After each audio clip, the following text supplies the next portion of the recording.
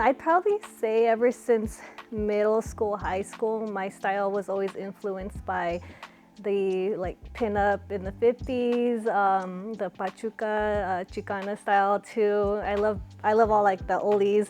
Huge fan of the 60s. So yeah, classic, again, like white tank, baggy pants. A big influence on the 90s and 2000s too, just like everyday comfy wear, streetwear. And then my sneakers, so my tank top and jeans are pretty much the same, but then I'll add my style to like my sneakers. So I'll switch it up to like boots or sneakers or, you know, my Cortezes, my Reeboks to like cowboy boots. So that's where I'll add my own flavor right there. Or the top too, so like, you know, I'll add my flowers. I like to wear hats too, sometimes little fedoras. Yeah, so I'm heavy on Sneaky Artistry. They are a jiu-jitsu brand. I met the guy, I know him personally, and I know he puts a lot of love into the quality of his stuff and the artwork. I'm heavy on the story too, so I'm just like a big fan of how much love and heart he puts into it. So it's actually like really good quality stuff. Fortunately, I get to wear matching sets, so I'll be matching top and bottom. Yeah, so my favorite one, which is also my newest one, it's my family portrait. So I got my great-great-grandparents. I'm heavy on my roots and like my lineage, and I draw a lot of inspiration from them. So I wanted to take it as far back as I can remember. So my great-great-grandma, I actually like knew her, and she lived to be like over 100. But my grandpa right here, we have this house in Delano that him and his son built together, and that house has stayed in the family from the 50s up until now. So my great-grandma is actually still living in there. Every generation grew up in that house, so it means a lot to me.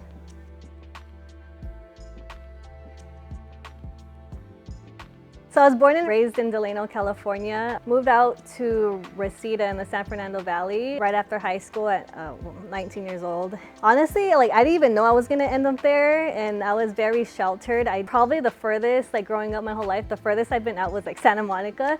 So I had no idea. I was just like, I just want to get out of here. Like the only thing I know is Santa Monica. And then coincidentally enough, my best friend was out in Northridge. So I just crashed at her place. We were like 4 girls living in a 1-bedroom apartment. So I couched it for like my first 2 years out here. You know, ever since I was little, I always knew I was like not made for, you know, normal. And Delano being a small town, like I knew that wasn't enough for me. I would just want to be closer to LA. I just thought it was like the land of opportunity. No idea what I was gonna do. I just knew I needed to be out of there, and like took the first chance I got. Hobbies, you know, like going back to, I'm a huge vintage and antique collector. So I'll go to estate sales, I'll go to like antique malls, art sales, thrift stores. I like to collect anything for I'm not a reseller. I like to collect everything from like my personal inventory. That, and then watching movies. I love watching gangster movies, like especially like East Coast, Italian, Sicilian more so, because there's different, you know, there's different types, but that I kind of cater towards that. Yeah, anything old school, honestly. Like I'm just like a huge fan of. American Me or Blood In, Blood Out? Blood In, Blood Out. Cool.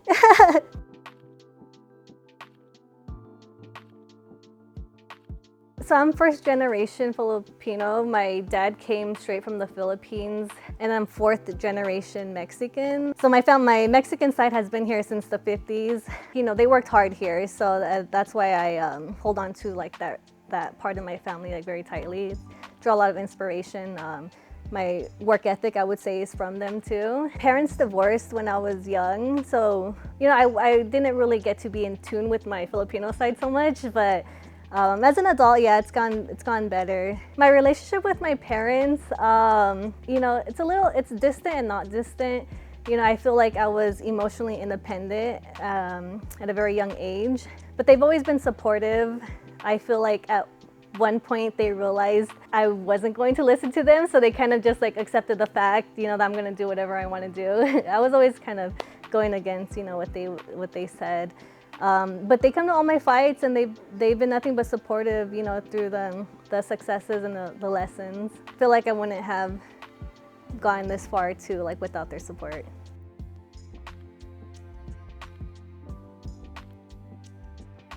I wouldn't say street fights, but me and the homegirls, like back in the day, we used to have parties and we would like jump each other. Just like, you know, call people out, get in a big circle, call people out, and then like fight in the center. I don't know why we did that. Just like, it was so stupid of us, but I don't know if it was to stay ready. But like, there was a couple times where I could have gone into street fights, but it was more gang related, so I like avoided that. I think about that often, but like, I'm kind of glad I did.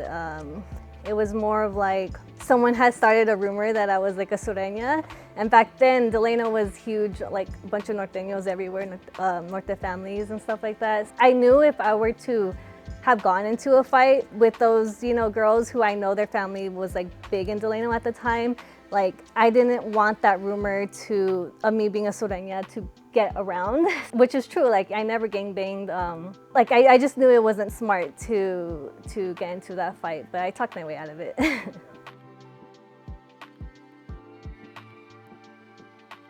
So I started wrestling in 8th grade. And honestly, I was inspired. I always, like I said, like I like to challenge the norm. At the time, it was 2008, I believe. You know, women in wrestling was unheard of, and it was actually like frowned upon too. You know, this one girl amongst a group of men, like doing push-ups with them. Well, I wouldn't say men, you know, they were little kids, but to me, you know, so I thought, I was like, oh, that's so badass. And I decided to join the team, you know, stuck with it. So 8th grade, like I was losing my whole season, and it wasn't until the rival match of like, you know, the two top schools, I won my first match against this one boy.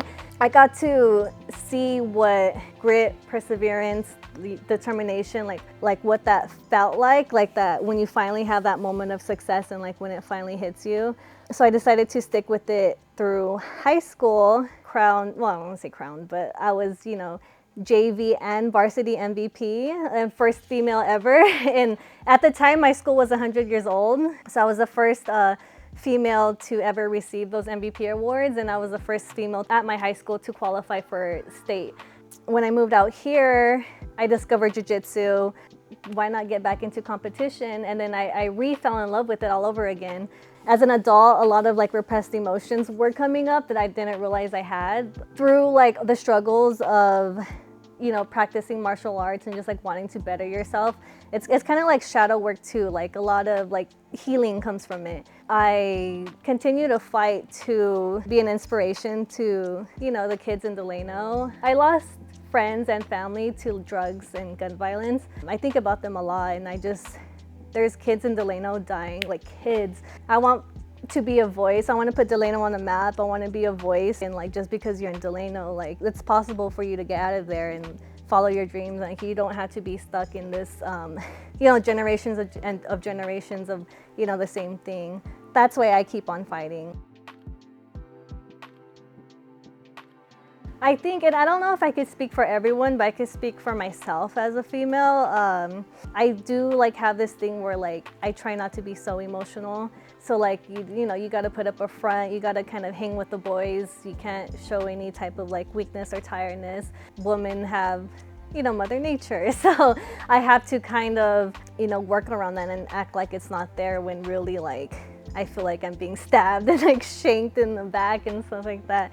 Yeah, I mean, it's like, again, like, and I feel like I'm an emotional person just like in general too, but for sure I feel like I have to hide that.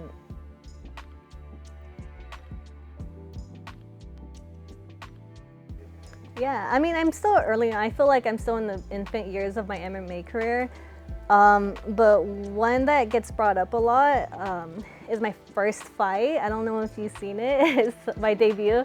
I want to say I got rocked, but you know, I got hit in the nose where like it started like pouring out. And it was in the first round too. Just, I don't know if it was just like the right spot, but I was like, it was pouring like a faucet. And it's just memorable to me because I constantly have parents and their kids who train like come up to me and like tell me how much of an inspiration it was to see that I didn't give up.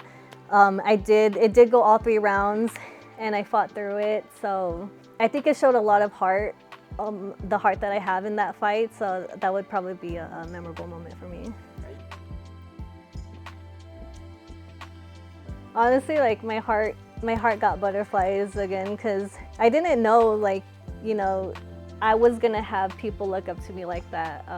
Like I see these little girls train and stuff like that, but I didn't know like how much of a sponge they are. Knowing that they're watching and knowing that like I gave them hope, and because I've seen them lose too in competitions.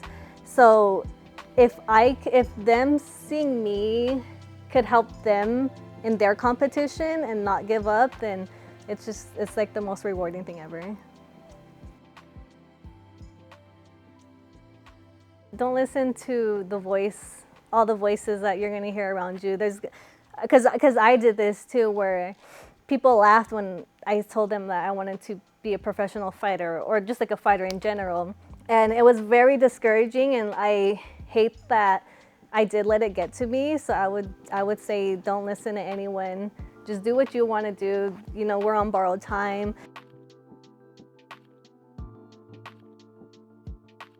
I think it goes back to like sharing stories too. Like we all draw inspiration. So the more we talk about, our, fighters' struggles and adversities and how we hurdle and overcome them, the general population or someone that's going through stuff could relate to that fighter. I feel like just through like story sharing, it could definitely change. Keep doing what you're doing, do what you want. Don't fucking listen to anyone who thinks they know what's right for you. Yeah, just don't listen to the outside voices. I always go off on a tangent, so like.